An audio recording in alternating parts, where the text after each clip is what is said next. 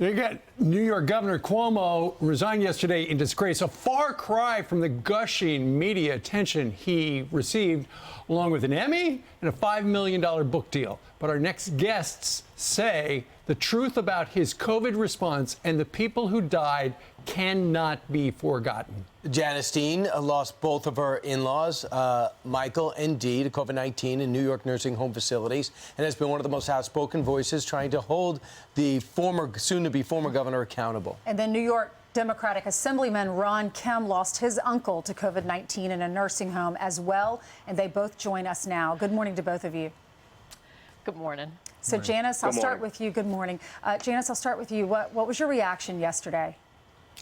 I'm emotional because it's the first time I'm seeing Assemblyman Ron Kemp, who has become really close to me and my family over the last couple of weeks. I'm so grateful for him and his outspokenness. I mean, his job was tough, you know, as an assemblyman who is Democratic Party and had Governor Cuomo calling him and screaming at him.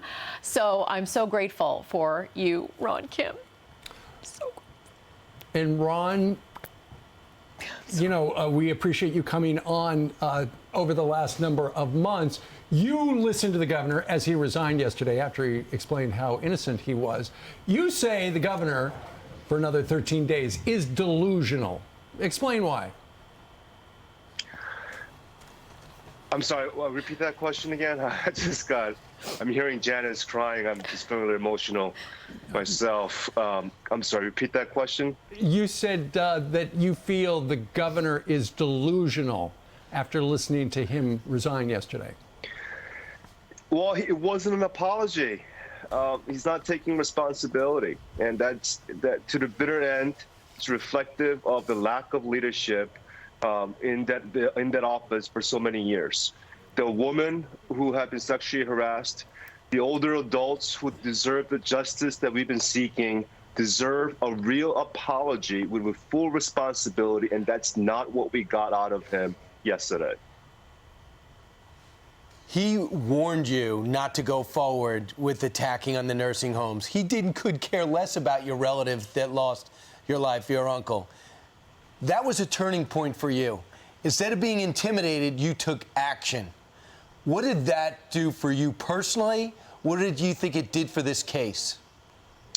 And it wasn't just me in that moment. There were thousands of other families, our constituents, Janice's family, but and a number of other people. Not lawmakers.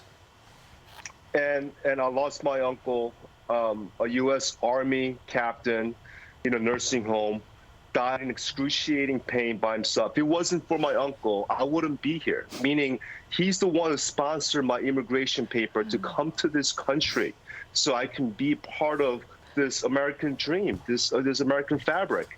And for him to die alone like that, I made a commitment that I would seek the truth for him and for others. And in that moment, when Andrew Cuomo tried to get me to lie and to cover up his lies, that was the moment he crossed from being a regular bully on the playground to an abusive man who's willing to abuse his power to get what he wants.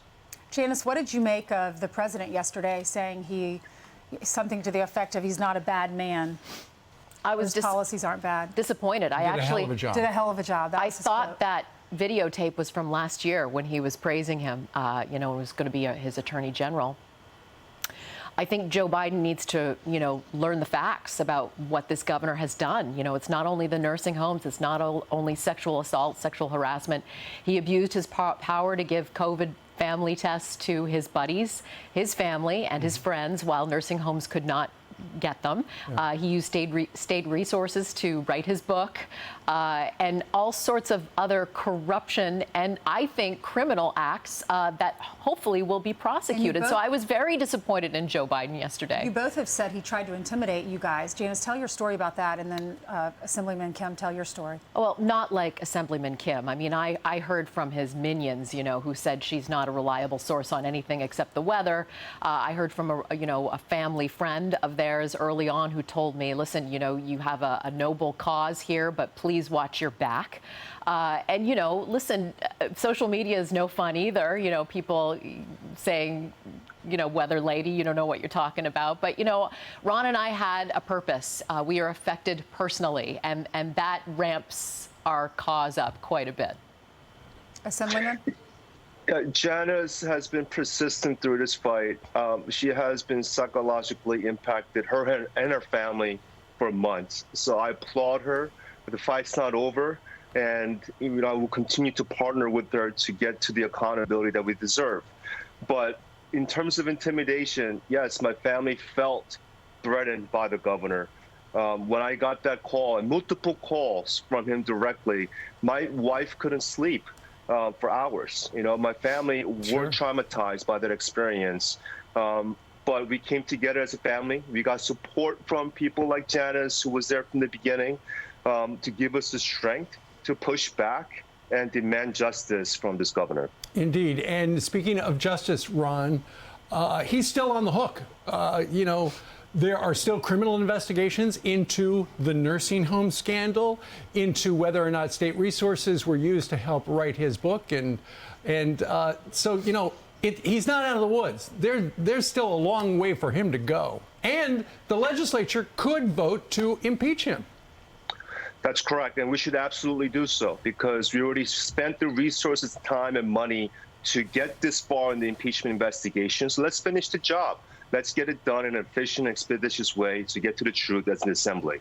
And as for his criminal act, his biggest criminal act, in my opinion, is committing public fraud. Yes. He ordered his people to suppress life and death data. Yes. At the peak of the pandemic, information that we could have used to legislate to save people's lives. He took that away from us because he was chasing down a $5.1 million book deal. That is criminal. He's going to blame Marissa DeRosa, who was on that phone call, and say he never knew anything about it. Finally, I just believe that he's planning a comeback already. I do. That's why his lawyer was on first, and that's why he tried to explain himself rather than simply resign. Janice, do you believe I don't think this guy's done, do you? I think he's done. I have to believe we're on the side of the angels. Right. Ron Kim and I and our families, he's done. Ron, do you think he thinks he's done? I believe he's politically done, but knowing him, he's probably thinking some sort of a comeback plan, and it's up to us to hold him accountable and expose the truth. So there's no way for him to come back into the public space. Especially if he gets impeached. Yeah. All right. I love you, Ron. I love your family. God bless you. Thank you. I love you too, Janice. Thank you. Y'all are the voices for the people who don't have a voice any longer. God bless you both.